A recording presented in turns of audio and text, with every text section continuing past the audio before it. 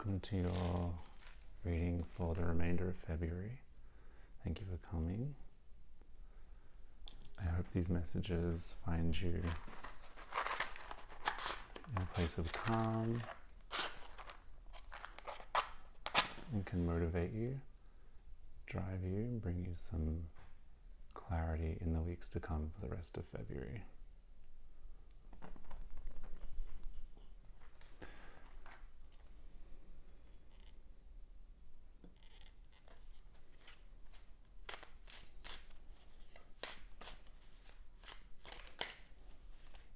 Let's just have a one card draw now of where you're currently at, how you're positioning yourself for the rest of the month.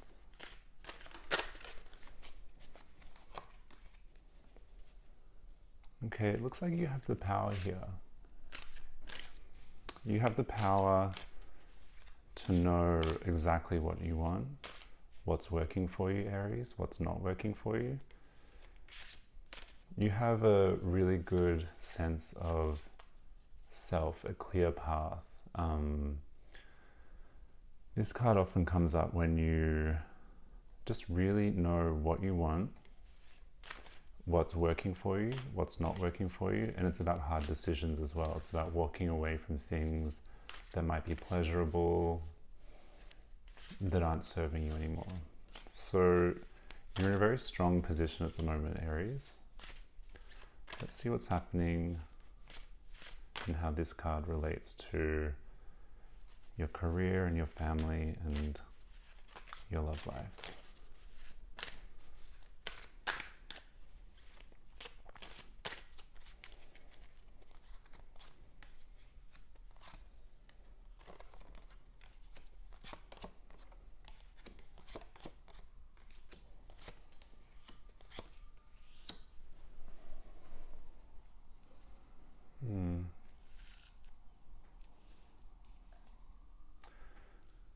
Okay, so with the career, it seems that you've hit maybe like a stagnant spot. You know that something, as I said, isn't serving you at the moment.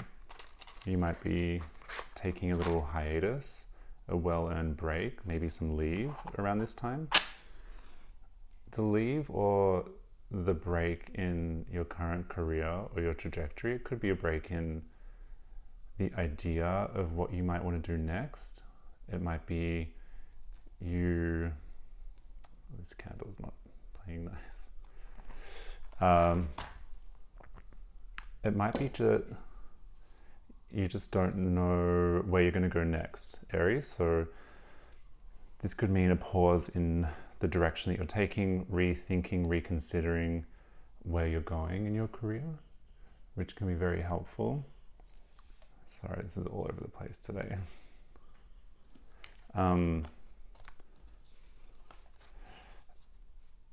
Taking a break and just not exactly knowing in which direction. It seems like there's a huge pause, not a lull. It's not like you're losing money or losing clients, or it could be just a very drastic reassessment, and you're unable to make a choice. The Lovers is all about choice. It's making a life decision that's you're gonna commit to in a specific direction. The Fool is about the unknown, the great abyss, what can't be interpreted yet. So there are a lot of forces around here, Aries, where you have the desire and the drive to kind of go somewhere in a certain direction.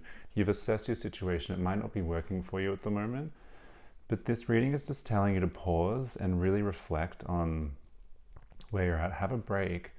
Sometimes it just means literal rest, like stop going out, stop kind of pushing yourself to the limit, stop being an Aries for a second and just take a nice long rest and reflect on what direction you want to take. Because it looks like here you're really having trouble figuring out exactly where you want to land. Let's see if there's any extra cards that can kind of inform a direction you can take.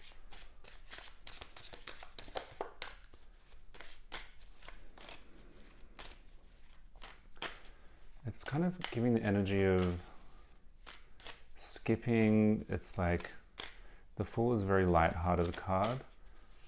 It's like you're toying with the idea of something new and that could be something in the realm of charity work, non-profit work. This card is all about kind of not having access to certain things, offering access to those in need. Maybe it's saying to do some work in your community to kind of reorientate yourself. An answer might lie in community service for the time being.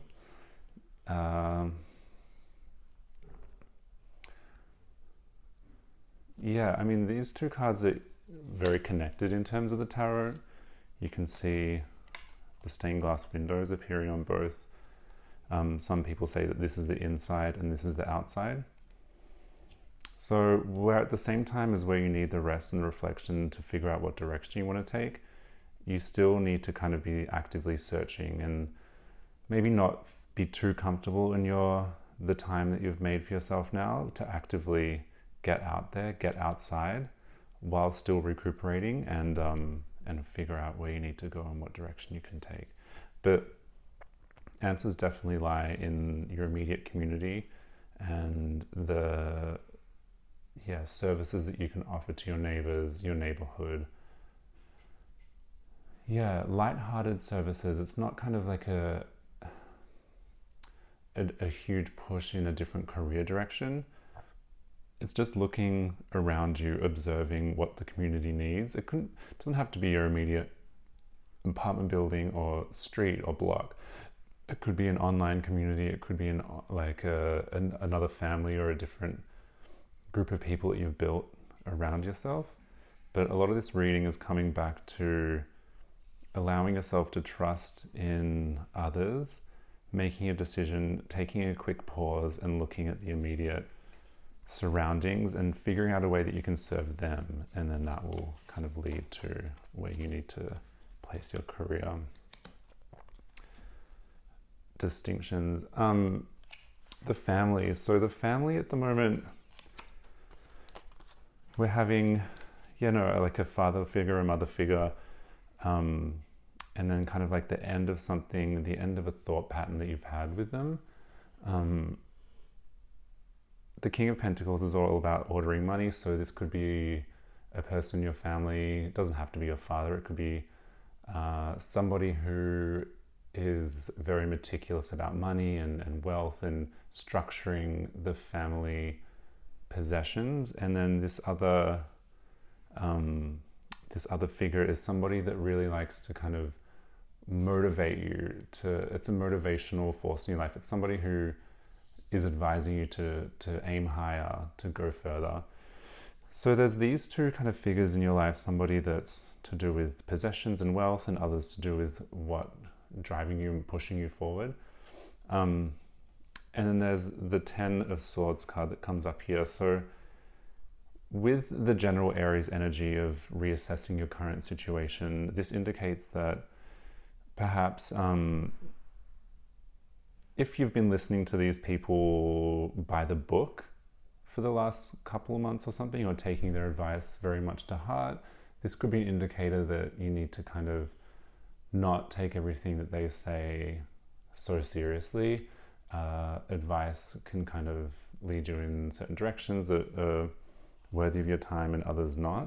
Not saying that they're leading you astray in any sense of in the word, but this card, the Ten of Swords, indicates the very, the final death rattle, or the actual kind of ending of a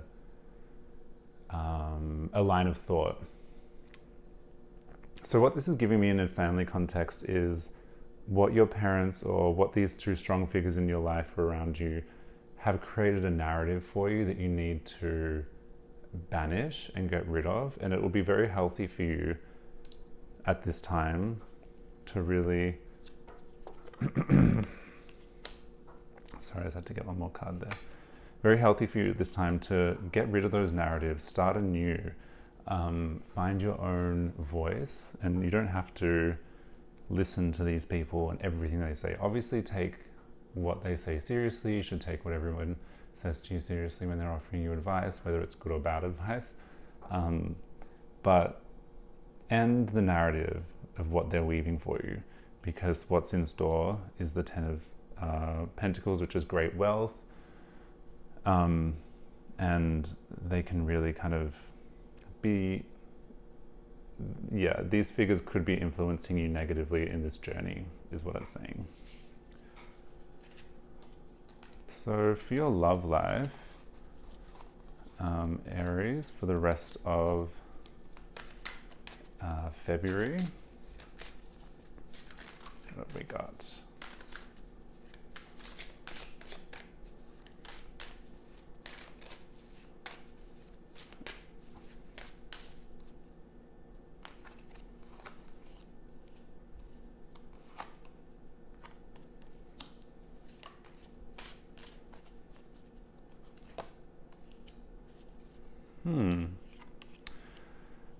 You're enjoying your time. You're on this journey.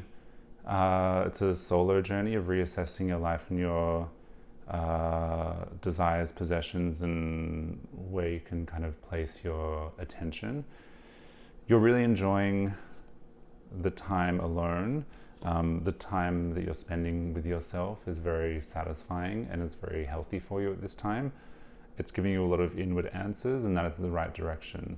Again, reflecting back on the family reading, this isn't a time for you to listen to others. This is a time for you to kind of look into yourself, especially when it comes to love, and what you want to attract into your life at this moment. There's somebody who can help you with what's going on, this Death card and the Eight of Cups. They're very similar in a sense of renewal and rebirth. Because essentially what the Eight of Cups is doing, your main card for this reading, is walking away from what you've established. And it's just such a powerful card because sometimes it's really difficult to do that, and it's indicating that you're on the right track to do that. Death card comes into play here to assist in this. This whole reading is really coming together in you've got to completely renovate your expectations of what's going to happen and what has happened to you. Just really try and meditate on deleting the past, forgetting it for a moment, and just focusing completely on the new. In terms of love, there could be somebody on the horizon who's going to help you with that. Somebody who's just like so out of what you usually go for, or what you expect, because I mean, there's no way that we can conceive death. Do you know what I mean? There's like, you can hear stories from people that have died, you can hear stories from near-death experiences, but there's absolutely no way we can predict what it feels like or what it is. Coming up in a love reading, this is indicating that somebody extremely new and fresh is coming towards you, and there's no way that you can predict what they're going to be like.